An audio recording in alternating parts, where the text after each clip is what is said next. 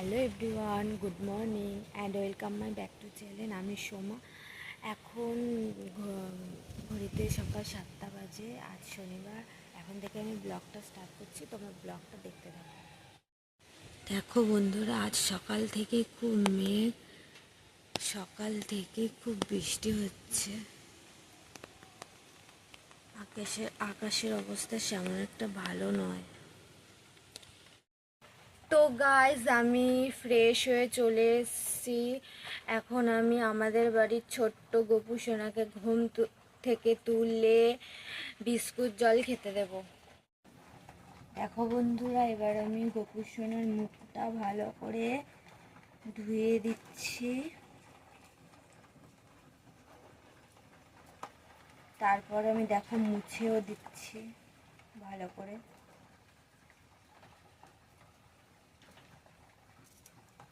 ও guys, আমি গপু সোনাকে থালা 1 গ্লাস জল দিয়ে দিলাম।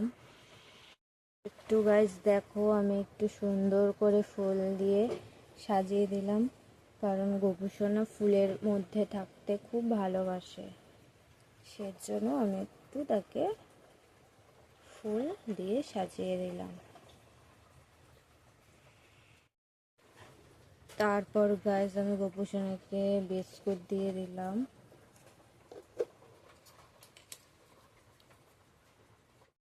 এদিকে আমি প্রদীপটাও ধরিয়ে দিলাম, ধূপকাঠিটাও ধরিয়ে দিলাম। এদিকে আমি আরতি একটু করে নিলাম।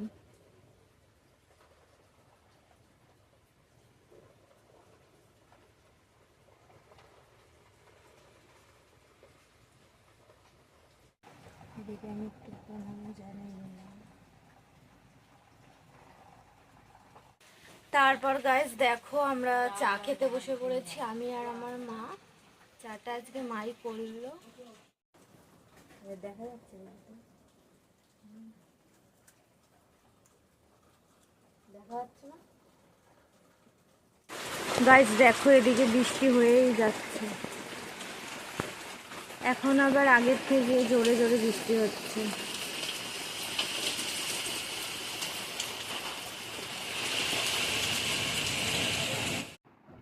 তো গাইস দেখো, এদিকে আমার বাবা মাছটাও কেটে নিচ্ছে। আজকে এই মাছটাই রান্না করা হবে।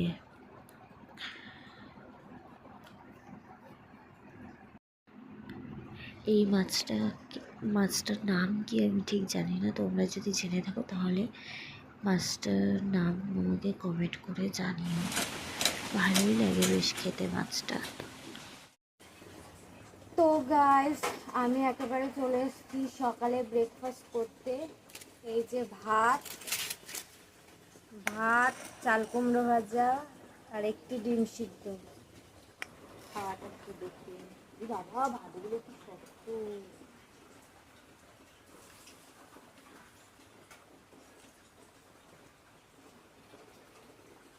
একটু হতো।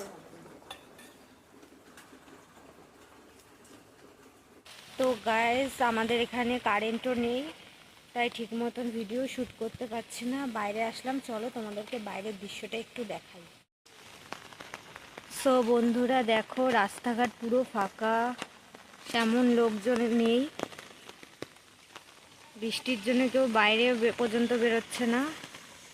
আর এদিকে দেখো, আমাদের এখানে কত জল জমেছে। সামনে একটু ছোটোখাটো মাঠ আছে, চলো তোমাদেরকে জুম করে দেখাই। ওই দেখো, মাঠেও একটু জল ঠল জমেছে। প্রচণ্ড হাওয়া। Hey everyone, good evening. এখন সন্ধ্যা 6টা বাজে। সারাদিন আমি এক ফোঁটাও ভিডিও শ্যুট করতে পারিনি, কারণ আমাদের এখানে একদম কারেন্ট ছিল না। এই কারেন্ট আসলো জাস্ট, আমি ভিডিও শ্যুট করতে বসে পড়েছি। চলো, আজকে আমি একটি টেস্টি টেস্টি মজাদার রেসিপি তৈরি করব। চলো তোমরা রেসিপিটা দেখতে থাকো। তো ফ্রেন্ড, আজকে আমি বানাবো মটনের চবড়ি দিয়ে পকোড়া। চলো রেসিপিটা তোমরা দেখতে থাকো। আমি আমার মতন করে বানাবো মটনের পকোড়াটি।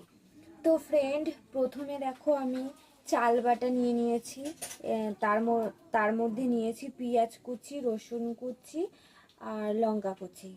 এরপর আমি এক এক করে দিয়ে দেব স্বাদ মতন লবণ আর পরিমাণ মতো হলুদ। তারপর দেখো এটাকে ভালো করে সব একসাথে মেখে নিতে হবে।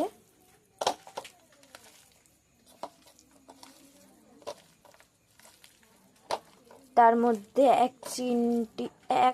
তারপর দেখো গাইস একটুখানি খাবার সোডা এর মধ্যে অ্যাড করতে হবে।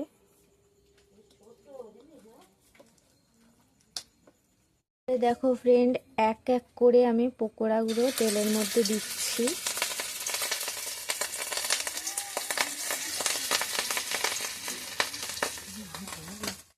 তো বন্ধুরা দেখো আমার এই পকোড়া কমপ্লিট। এই যে এটা মুড়ি, এখন সবাই এটাই আমরা টিফিন করব। এই যে ভালো করে একবার দেখে নাও। তো গাইস এখন ঘড়িতে রাত 10টা বাজে, আমার ডিনারও কমপ্লিট হয়ে গেছে। এখন ঘুমানোর আগে আমার হেয়ারে একটু অয়েল ম্যাসাজ করব। তো গাইস তোমরা কে কে শ্যাম্পু করার আগের দিন রাত্রি হেয়ারে অয়েল ম্যাসাজ করো? হেয়ারটাও সুন্দর থাকে এবং শাইনি করে খুব। আমি তো এরকমই করি, আগের দিন রাত্রে হেয়ার ম্যাসাজ করে রাখি। তো গাইস দেখো আমার হেয়ারে অয়েল ম্যাসাজ করা একেবারে কমপ্লিট হয়ে গেছে। এবার আমি ভালো করে মাথাটা আঁচড়ে তারপরে চুলগুলো সুন্দর করে গুটিয়ে রাখবো। তারপর কালকে সকালবেলা। তো গাইস দেখো আমার হেয়ারটা ম্যাসাজ করার পর আমি চুলগুলো ভালো করে গুটিয়ে নিলাম। এবার তো গাইস ভিডিওটি আমি এখানে শেষ করছি। যদি ভিডিওটি ভালো লেগে থাকে তাহলে লাইক, কমেন্ট, শেয়ার, সাবস্ক্রাইব করে এবং আমার পাশে থেকো। আর কেমন ব্লগ তোমরা দেখতে চাও সেটি আমাকে কমেন্ট করে জানিও।